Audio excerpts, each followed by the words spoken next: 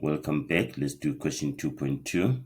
The graphs of the function f of x is equal to a cos b theta and g of x is equal to c tan theta for this domain are sketched below.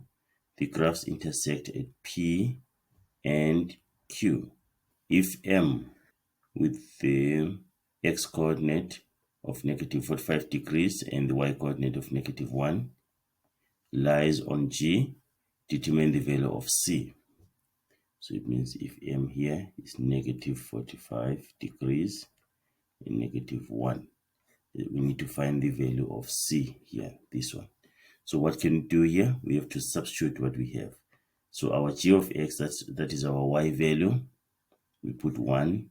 This is g of x is equal to c tan theta. So our g of x, which is y is a value of negative 1, is equal to c, and then tan negative 45 degrees, tan negative 45 degrees.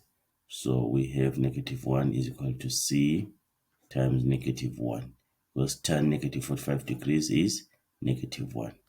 Then divide by negative 1 on both sides of the equation. Divide by negative 1, divide by negative 1. Negative 1 divided by negative 1 is 1. And then here also negative 1 divided by negative 1 is 1. Remember, c is equal to 1.